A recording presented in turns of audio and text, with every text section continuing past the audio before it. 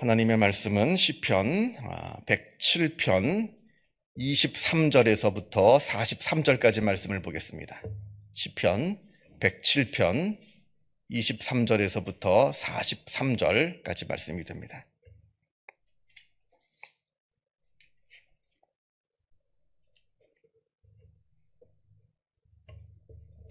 시편 107편 23절에서부터 마지막 43절까지 말씀 같이 한 목소리로 읽겠습니다. 배들을 바다에 띄우며 큰 물에서 일을 하는 자는 여호와께서 행하신 일들과 그의 기이한 일들을 깊은 바다에서 보나니, 여호와께서 명령하신즉 광풍이 일어나 바다 물결을 일으키는도다. 그들이 하늘로 솟구쳤다가 깊은 곳으로 내려가나니 그 위험 때문에 그들의 영혼이 녹는도다. 그들이 이리저리 구르며 취한 자같이 비틀거리니 그들의 모든 지각이 혼돈 속에 빠지는도다. 이에 그들의 고통 때문에 여호와께 부르짖으매 그가 그들의 고통에서 그들을 인도하여 내시고 광풍을 고요하게 하사 물결도 잔잔하게 하시는도다. 그들이 평온함으로 말미암아 기뻐하는 중에 여호와께서 그들이 바라는 항구로 인도하시는도다. 여호와의 인자하심과 인생에게 행하신 기적으로 말미암아 그를 찬송할지로다. 백성의 모임에서 그를 높이며 장로들의 자리에서 그를 찬송할지로다.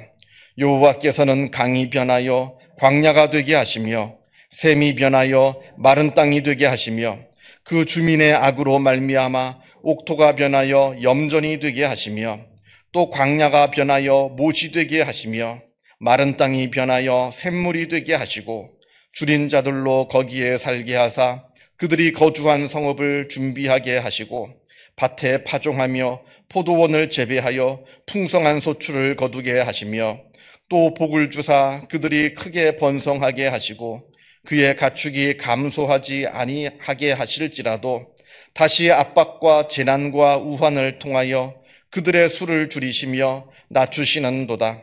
여호와께서 고관들에게는 능력을 쏟아 부으시고 길없는 황야에서 유리하게 하시나 궁핍한 자는 그의 고통으로부터 건져주시고 그의 가족을 양떼같이 지켜주시나니, 정직한 자는 보고 기뻐하며 모든 사악한 자는 자기 입을 봉하리로다. 지혜 있는 자들은 이러한 일들을 지켜보고 여호와의 인자하심을 깨달으리로다. 아멘. 지난 시간에 시편 107편은 감사제사 때 하나님께 감사의 제사를 드릴 때 부르는 노래이다, 이렇게 말씀을 드렸고요. 특별히 우리에게 베풀어 주시는, 우리를 붙들어 주시고 인도하여 주시는 하나님의 그 크신 은혜에 대해서 지금 시편 기자가 누군지는 모릅니다. 표제에 나와 있지 않기 때문에 누군지는 모릅니다만 어쨌든 우리에게 베풀어 주신 그 놀라우신 은혜를 이 시편 기자가 찬양하고 노래하고 있다, 이렇게 한 것을 지난 시간에 보았습니다. 특별히 지난 시간에 봤던 22절까지 말씀 가운데서 시편 기자가 하나님께 감사하고 찬양했던 내용은, 먼저로는 광야와도 같은 이 인생길을 걸어가는 우리에게 하나님께서는 우리의 인생을, 우리의 삶을 붙들어 주시고 인도하여 주시고 바른 길로 인도하여 주신다, 이것을 감사하면서 노래했습니다. 우리 인생길이 광야길과 같다 합니다. 정말 한 치 앞도 내다볼 수 없는 광야와도 같은 인생길을 살아갑니다. 그건 예외가 없어요. 누구나 다 똑같습니다.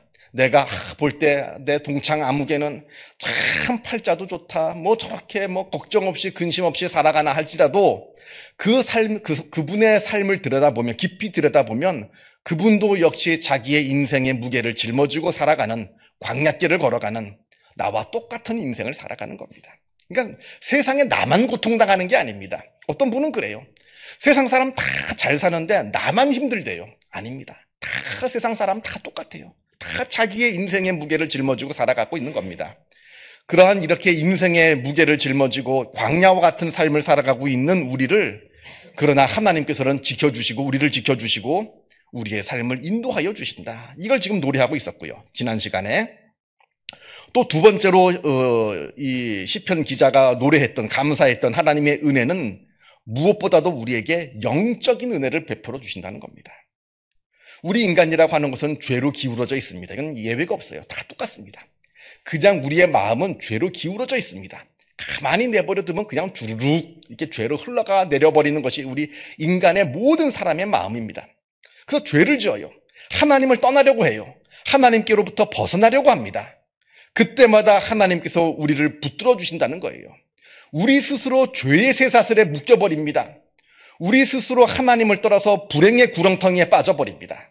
그때 우리가 정신을 차리고 하나님께 기도하고 우리를 용서해 주시옵소서 기도할 때마다 하나님께서는 우리를 붙들어 주시고 우리의 죄의 사슬을 다 풀어 주시고 우리를 하나님의 은혜 가운데로 다시 이끌어 주신다. 이 영적인 복, 이게 진짜 복이다 한 것을 우리가 지난 시간에 보았습니다. 자, 오늘 본문 23절부터는 또 다른 또 하나님의 은혜의 이야기가 나오는데 오늘 23절부터 보면 아주 무서운 풍랑 가운데 있는 그 아주 작은 배, 아주 풍랑 속에 태풍 가운데 놓여있는 이 작은 배와 같은 위태로운 삶을 살고 있는 우리를 하나님께서 지켜주시고 인도하여 주신다 노래합니다. 자, 그런데 오늘 우리가 23절부터 보게 될 때 오해하지 말아야 될 것이 한 가지 있습니다. 그건 바로 25절과 26절의 말씀인데요. 25절하고 26절 말씀을 보면 여호와께서 명령하신 즉 광풍이 일어나 바다 물결을 일으키는도다. 26절에 그들이 하늘로 솟구쳤다가 깊은 곳으로 내려가나니 그 위험 때문에 그들의 영혼이 녹는도다 이렇게 되어 있는데 우리가 오해하지 말아야 되는 것은 잔잔한 이 바다 가운데 잔잔한 호수 가운데 살고 있는 우리에게 하나님께서 갑자기 풍랑을 일으키셔가지고 우리로 하여금 아주 힘든 상황 가운데 일부러 하나님께서 우리를 빠뜨리시는 그런 괴팍한 하나님을 말씀하고 있는 게 아닙니다.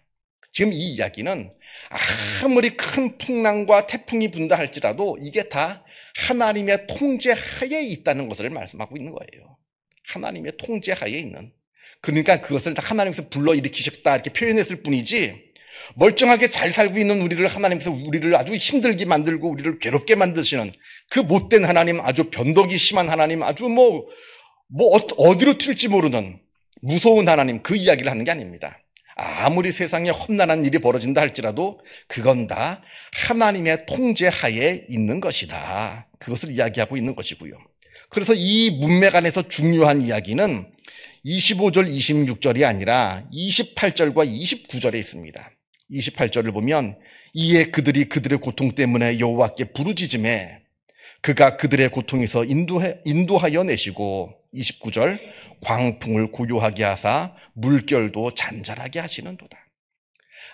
아무리 무서운 태풍 가운데 내가 놓여있다 할지라도 우리가 하나님을 찾고 하나님을 의지하고 하나님께 기도한다면 하나님께서 우리를 붙들어 주시고 그 모든 그 광풍도 하나님께서 다 잔잔하게 만들어 주신다. 우리를 지키시는 하나님, 우리를 붙들어 주시는 그 하나님을 노래하고 있는 것이다. 다시 말씀드리지만 못된 하나님, 무서운 하나님, 변덕이 죽 끓는 하나님이 아니라 좋으신 하나님, 우리를 늘 지켜주시는 하나님, 우리가 기도할 때 우리의 기도를 들으시는 하나님, 이걸 지금 이야기하고 있는 것이다 하는 것을 우리가 꼭 기억해야 됩니다. 자, 그래서 30절 그들이 평온함으로 말미암아 기뻐하는 중에 여호와께서 그들이 바라는 대로 항구로 인도하시는도다. 하나님께서 우리의 길을 우리가 도착해야 될 바른 길로 인도하여 주셔서 항구에 안전하게 도착하게 하나님께서 인도하여 주신다. 지금 이걸 이야기하는 겁니다. 이게 중요한 거죠.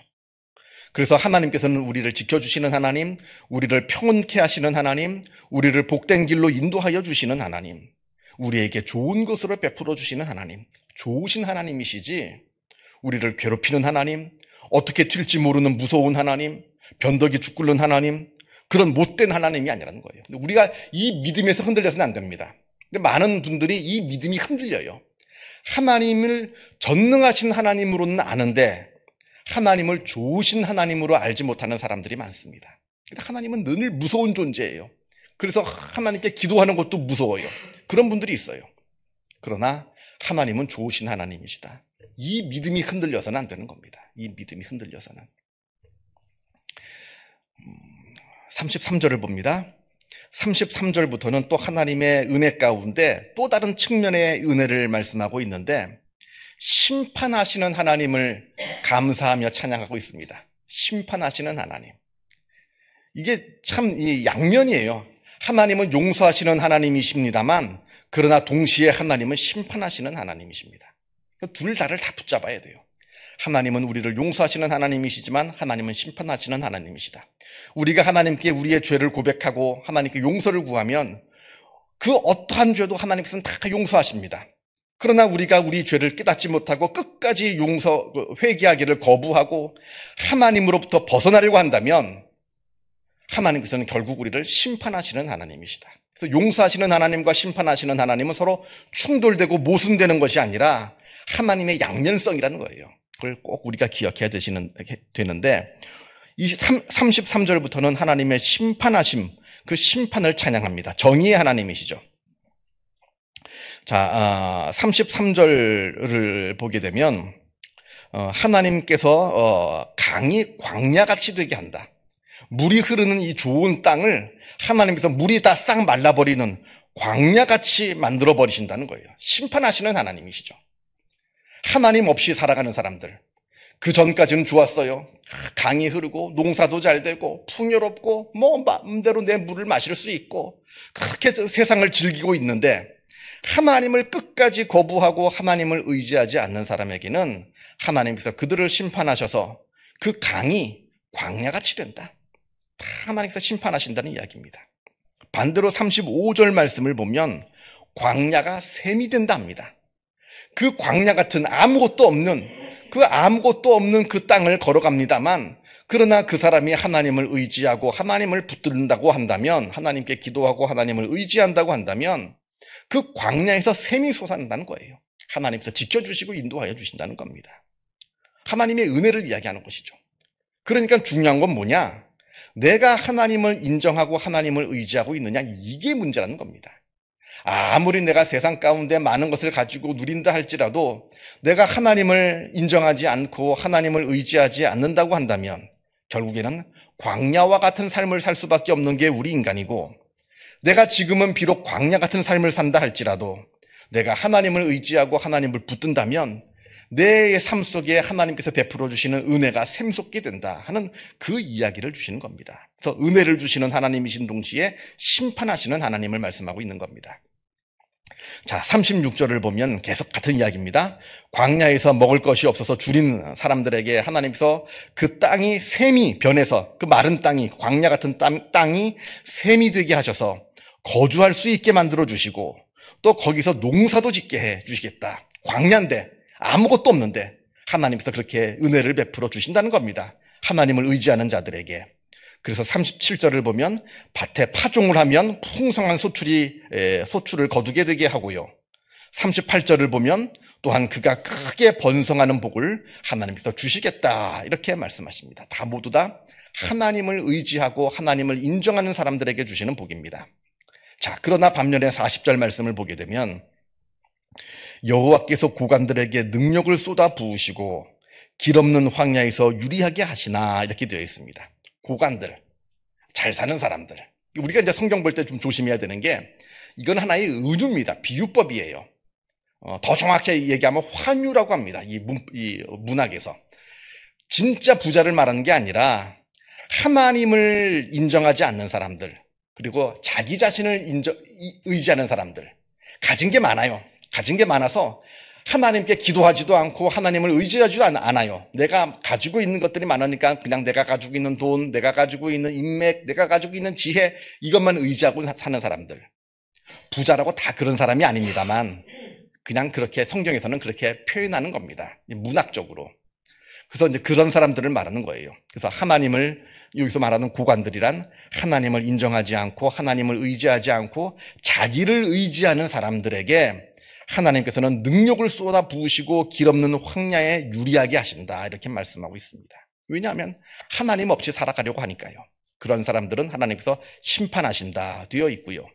반면에 41절 말씀을 보게 되면 궁핍한 자는 그의 고통으로부터 건져주시고 그의 가족을 양떼같이 지켜주시나니, 42절 정직한 자는 보고 기뻐하며 모든 사악한 자는 자기 입을 봉하리로다, 이렇게 되어 있습니다. 반대로 궁핍한 자는, 성경에서 말하는 궁핍한 자는 하나님을 의지하는 자를 상징합니다. 가진 게 많지 않아요. 어려운 일을 있으면 그 내 가진 재산으로 뭘 해결할 수가 없어요. 가진 게 없으니까. 남들은 변호사 사는데 난 변호사를 살 돈이 없어요. 어떡합니까? 기도해야죠. 그러니까 가난하다고 다 기도하는 건 아닙니다만 나 자신을 의지하는 것이 아니라 하나님을 의지하는 사람을 성경에서는 궁핍한 자, 마음이 가난한 자 이렇게 표현을 합니다. 그러니까 여기서 말하는 궁핍한 자라고 하는 것은 바로 하나님을 의지하는 사람을 말합니다. 하나님을 의지하고 하나님께 기도하는 사람. 그게 가진 것이 많든 적든 그건 중요치 않습니다. 그냥 하나님을 의지하는 사람들에게는 하나님께서 그를 건져주시고 그 가족을 지켜주시겠다 이렇게 말씀합니다. 그러면서 42절 정직한 자는 보고 기뻐하며 모든 사악한 자는 자기 입을 봉하리로다. 이거 놀라운 일이 벌어지는 거예요. 하나님을 의지하지 않는 자는 하나님께 벌을 받고 하나님을 의지하는 자는 하나님께 복을 받고 이걸 보고 마음이 정직한 자는 기뻐하고 그걸 보고 마음이 악한 자는 입을 꽉 다물고 있는 거예요. 아무 말도 못하고. 그 이야기를 지금 하고 있는 겁니다. 자, 그러면서 마지막 결론으로 43절 지혜 있는 자들은 이러한 일을 지켜보고 여호와의 인자하심을 깨달으리로다. 이게 바로 지혜라는 겁니다. 뭐가 지혜냐? 하나님을 의지하는 자에게 하나님께서는 복을 주시고 하나님께서 하나님을 의지하지 않는 자에게 하나님은 심판을 내리신다 하는 겁니다. 그래서 지혜로운 삶을 살아라. 고집 부리지 말고 마치 자기가 세상의 모든 것을 다 알고 있는 것처럼 하나님은 없네 어쨌네 그런 얘기 하지 말고 겸손한 마음으로 하나님을 인정할 때 하나님께서 주시는 그 복을 누린다는 겁니다. 그게 바로 지혜자의 모습이다. 하나님을 믿는 자가 지혜자이지 하나님은 없다. 세상에 하나님이 어딨냐 이렇게 말하는 사람이 지혜자가 아니라는 그 마지막 결론이 되는 겁니다. 물론 여기 있는 분들이야 누구보다도 하나님을 사랑하시는 줄 압니다만 그러나 우리가 늘 우리의 믿음 가운데 자만함이 있어서는 안 됩니다. 그래서 내가 늘 정말로 하나님을 의지하고 있는 사람인가 아니면 내가 교회는 다니고 있지만 내가 나 자신을 의지하고 내 가진 것을 의지하고 있는 사람인가 정말로 내 자신의 믿음을 늘 객관적으로 이렇게 솔직하게 들여다보아서 믿음의 성장이 있으시고 성숙함이 있으시는 복된 은혜가 있기를 바랍니다. 기도하겠습니다. 하늘에 계신 우리 아버지, 아버지의 이름을 거룩하게 하시며 아버지의 나라가 오게 하시며 아버지의 뜻이 하늘에서와 같이 땅에서도 이루어지게 하소서. 오늘 우리에게 일용할 양식을 주시고 우리가 우리에게 잘못한 사람을 용서하여 준 것 같이 우리 죄를 용서하여 주시고 우리를 시험에 빠지지 않게 하시고 악에서 구하소서. 나라와 권능과 영광이 영원히 아버지의 것입니다. 아멘. 자유롭게 기도하시기 바랍니다.